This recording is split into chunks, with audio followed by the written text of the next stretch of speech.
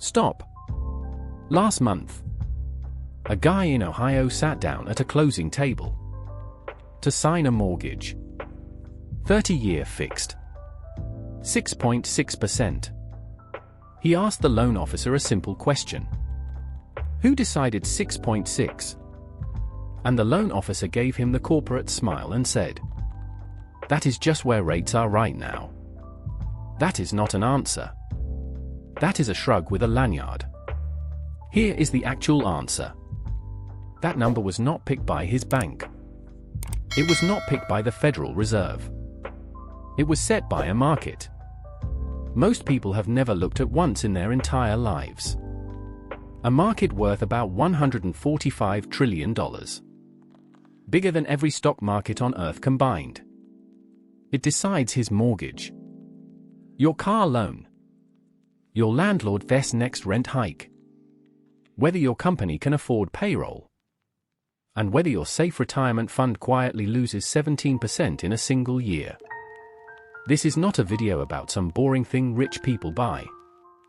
It is about the invisible machine that prices your entire life.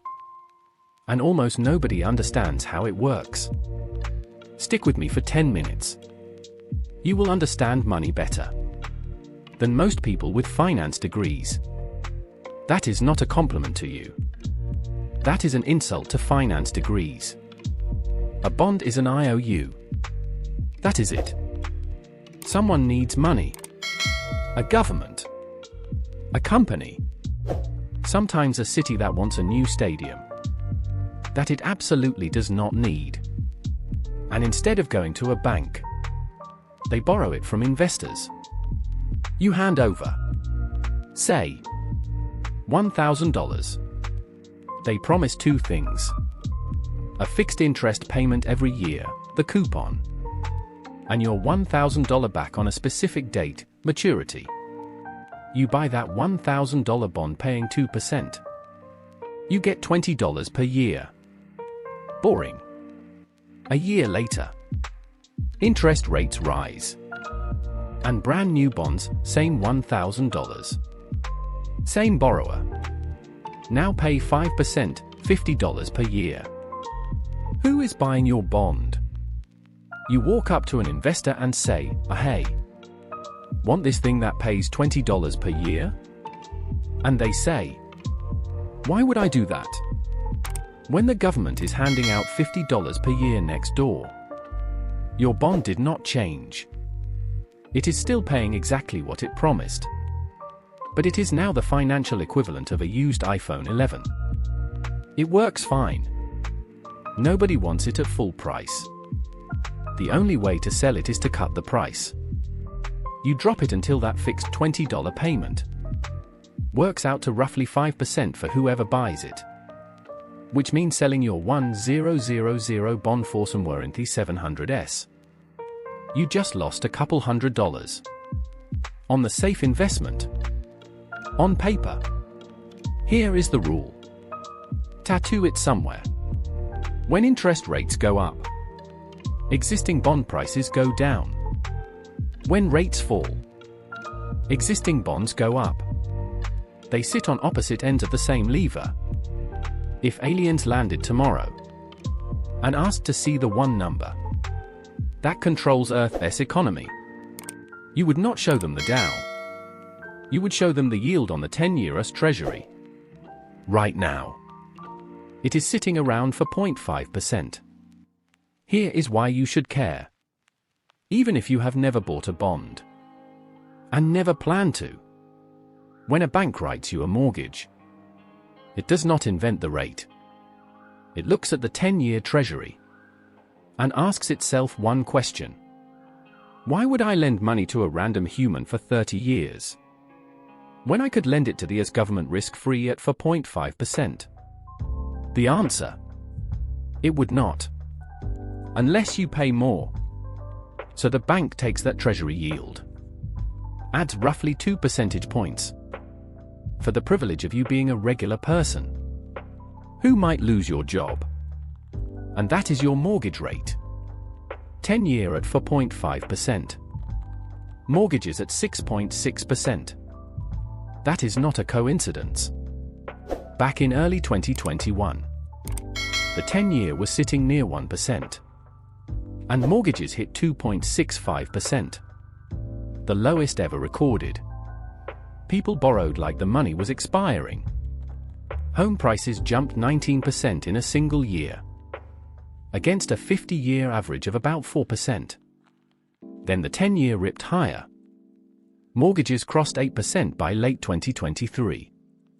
And the housing market basically froze. Like someone hit pause on a nature documentary. The bank did not do that to you. The bond market did. Here is what every financial advisor, every retirement brochure, every target date fund has told you for decades. Stocks are the risky part. Bonds are the safe part. 60% stocks for growth. 40% bonds as your seatbelt. Then 2022 happened. And the seatbelt strangled everybody. The Fed jacked rates from basically zero to over 4% in 9 months. To fight inflation, the broadest as bond index fell 13% that year. Worst year in its entire history, going back to 1976. Long-term treasuries, the safest assets on the planet, got absolutely obliterated. Long-dated zero-coupon treasuries lost 39.2%. One researcher checked the records and found that is the worst year for those bonds. Going back to 1754. Not 1954. 1754. There were 13 colonies. America had not been invented yet. The classic 60/40th retirement portfolio lost about 17%. Because for the first time since 1974, bonds did not cushion the stock crash. They piled on. Millions of retirees opened their statements and discovered that the safe sleeve of their portfolio was the thing bleeding. Bonds protect you from one risk: the borrower not paying you back.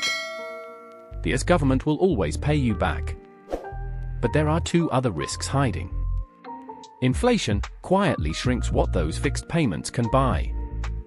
An interest rate risk, everything we just covered. Domino 1. Silicon Valley Bank. March 2023.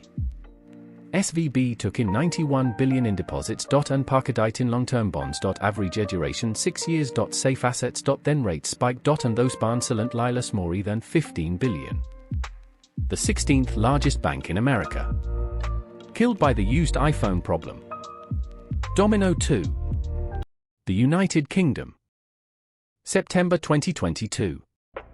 New Prime Minister Liz Truss announced 45 billion of unfunded tax cuts. The bond market looked at the math and said out loud, absolutely not. Investors dumped UK government bonds so hard that 30-year yield spiked more than a full percentage point in 3 days. She resigned after 45 days.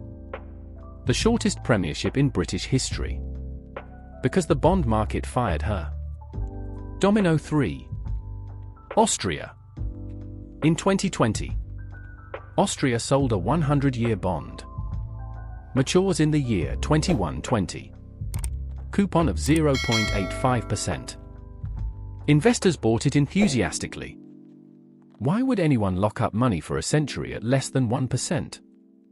Because at that moment, roughly $18 trillion of bonds globally had negative yields. Investors were literally paying governments for the privilege of lending to them. Then rates normalized. And that century bond lost roughly 75% of its value from the peak. A rock-solid government that will absolutely pay every penny back in the year 2120. Everyone in between owned a sovereign bond that performed like a meme stock. The single largest borrower in the history of money. The United States government. Its tab is currently around $39 trillion. This year, the US will spend over $1 trillion just on interest. Not paying down debt. Not building anything. Just interest. The minimum payment on the national credit card. For perspective, that is more than the entire defense budget. The US now spends more money servicing old debt than on the most expensive military in human history. In May 2025, Moody's, the last major rating agency still giving America a perfect score, downgraded the US. For the first time in over a century, the United States does not hold a top credit rating anywhere. In April 2025, after a chaotic tariff announcement, investors started dumping treasuries. Yields spiked. And within days, the administration paused the tariffs, with the president admitting that the bond market was getting a little queasy. Read that again. The policy of the most powerful government in the world was reversed in under a week. Not by Congress. Not by voters. By bond traders.